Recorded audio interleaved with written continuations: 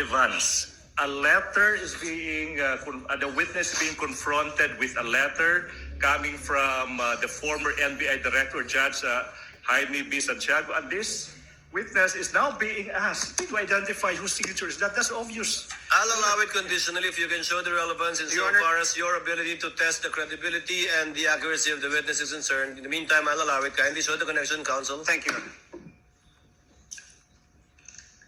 Sir, whose signature is this?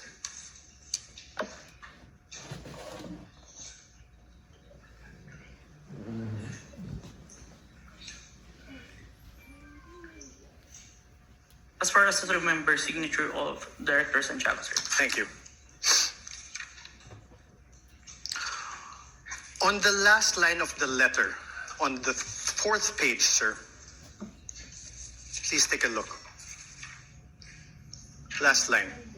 It says, and I quote, "To support our recommendations attached herein is the revised affidavit of investigation, including its attachments." Did you see that, Agent?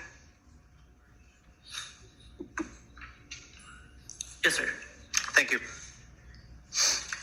And you confirm that the former NBI Director Jaime Santiago wrote to the Prosecutor General Richard Anthony Di Fadolion a letter dated January 30, 2025. This is one of the documents that you submitted to the Committee on Justice, correct? Where's... Okay, I will show you now. May I have this flashed on the screen?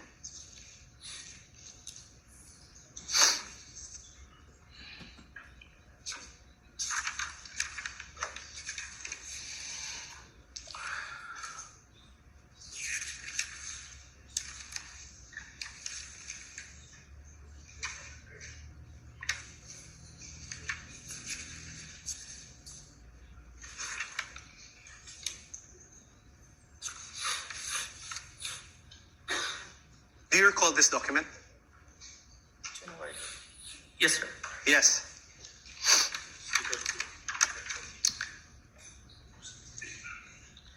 January 30, 2025 is a date earlier than February 10, 2025, correct? Yes, sir. Your Honor, Ask an answer, Your Honor. Prosecutor.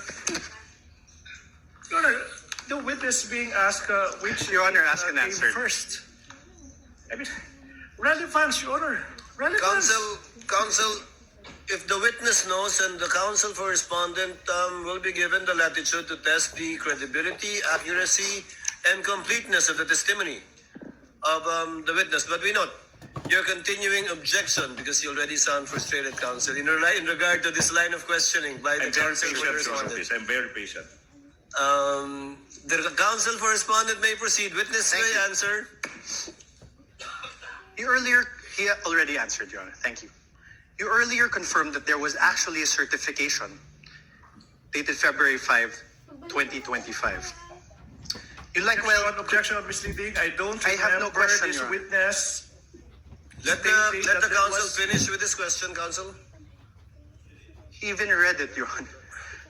You likewise confirmed that in that said certification, dated February 5, 2025, the earlier affidavit of investigation were subject to 7 recommendations. And you confirmed that you read that. Objection. Misleading, Ground for Your Honor, objection. please. Now the counsel mentioned 7 grounds. 7 grounds. And I don't remember this witness uttering the term 7 grounds. What I do remember, Your Honor, please, is that this witness was confronted with a certification, a letter, whatever. But now the counsel is now asking this witness to confirm the contents of those certifications or letters. Misleading. No, That's Your- not allowed during cross. The counsel is now assuming facts that have yet to be established. Can I repeat that? This witness was only confronted with certifications, letters, dated this, dated that. And now, the counsel now asking, Your do you Honor, please, confirm- he's do you now confirm, testifying. right? Wait, let me finish. Now he is asking this witness to confirm that in that letter there are 7 grounds, as if this witness uttered those words. The ground is misleading, definition. This counsel is assuming facts that have yet to be established. through this witness, Your Honor, please. Counsel, again, the witness is not a newbie. I think he can handle himself and would know how to answer if indeed he is familiar or not with what is being presented to him. And thus far, he has responded based on his knowledge of these documents. Chair will allow it. Witness may answer. Sir, Can you repeat the question, Counsel? you confirmed that there was a certification dated February 5, 2025. You likewise confirmed that in said certification, Your Honor, compound question. there's no question. Wait. Kindly wait for the presiding officer to recognize you before answering. Yes, Your Honor. Yes. Much Please, obliged, counsel please. for the prosecutors, please finish with your objection. Thank you so much. Can I? Yes, Your please Honor, proceed, counsel. compound questions. The witness is now being confronted with two successive questions without allowing this witness to answer the first question. What makes a compound question? No need to lecture, counsel. Counsel for respondent, please reform. Your Honor, I had no question. I had no question yet. Kindly proceed with your question. Thank you, Your Honor. The earlier affidavit of investigation was subject to 7 recommendations from the DOJ Vague, Your for Honor, please, case build-up. objection, vague. The earlier investigation, which investigation is the counsel referring to? We already Objection, vague. We already established, Your Honor, there was an earlier one. This is Overruled again. The witness is competent enough to testify. Overruled witness. Kindly proceed with your question, counsel. Yes.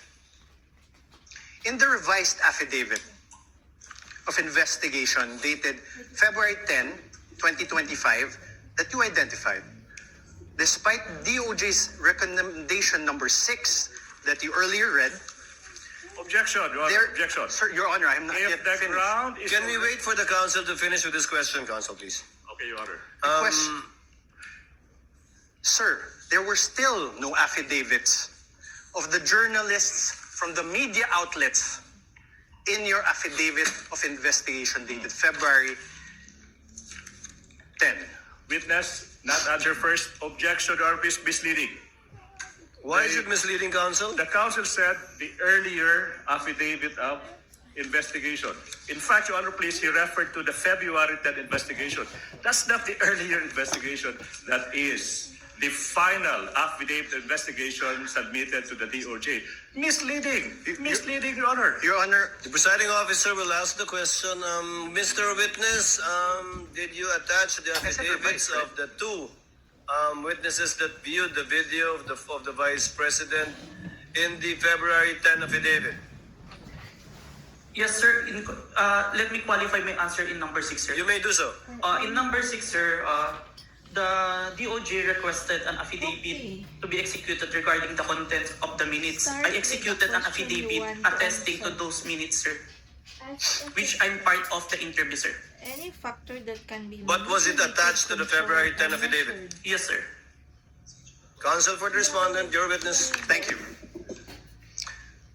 The factor Sir, that is but being there are changed no or affidavits manipulated. of the journalists from the media outlets, correct? Variable. My question is What not found there, Your measured Honor. in a- Oh, Your Honor, please. in an My question is not found there. Okay, wait. The counsel is confronting the witness with a document, and he propounded I questions, was and then not- he asked another question, and he took the document away.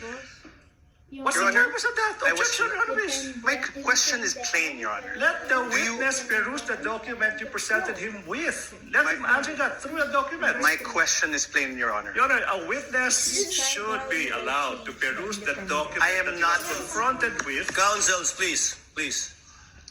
Witness, I think the witness understood the question. Mr. Calilong, you may answer if you understand the question. I will repeat the question, Your Honor. Kindly repeat, counsel. Thank you, Your Honor. There is still no affidavits of the journalists from media outlets appended on your revised affidavit of investigation. Paano mo daw Sir. ma-change May I qualify ang the answer? dependent No, sir. variable? Just answer yes or And no. how mo daw Kindly look at the ma-measure document ang presented to you. dependent variable? On redirect, counsel can make you explain the disparity, if any. The question is simple. Are the affidavits attached to the affidavit of investigation?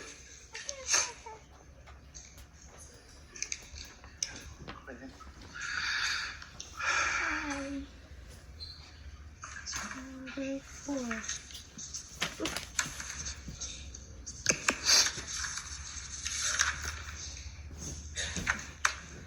Follow the plan. Record yours. Write down your measurement. Carefully analyze your data. Look at your results to see there is pattern. Draw a conclusion. Decide what your results mean. Repeat the experiment. May I see the question number 6? Your Honor, my question does not relate to question number 6. Kindly show the witness, counsel. I It will. will enable him to give an intelligent answer. Can we to your please question. slash certification and put it to paragraph number 6? The paragraph number 6 states that only the minutes of meeting with several personalities and representatives from various media outfits were submitted. Although the minutes were signed, there were no individual affidavit executed regarding to the content of the minutes. On this, Okay, sir. I have no So the question. answer is the affidavits are not attached. I have executed an affidavit, sir. No, the Sir, affidavits of the two journalists are not attached. I think that's the only question of Yes, sir. counsel for the respondent. Thank you, Your Honor.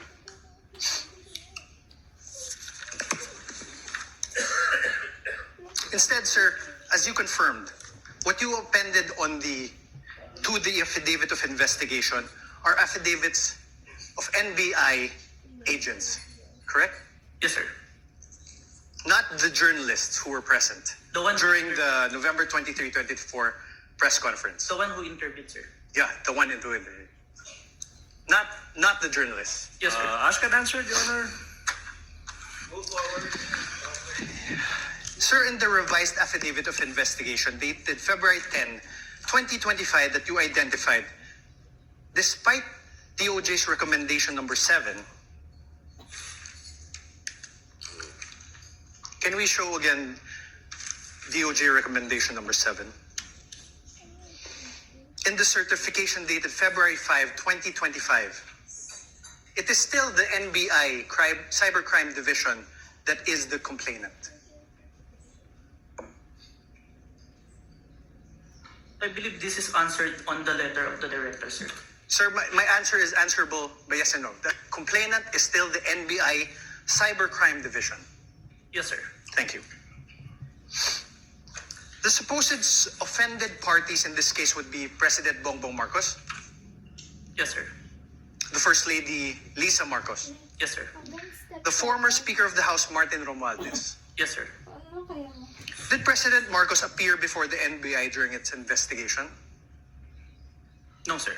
Did the First Lady Lisa Marcos appear before the NBI during its investigation? No, sir. Did the former Speaker Martin Romualdez appear before the NBI during its investigation? No, sir. Sir,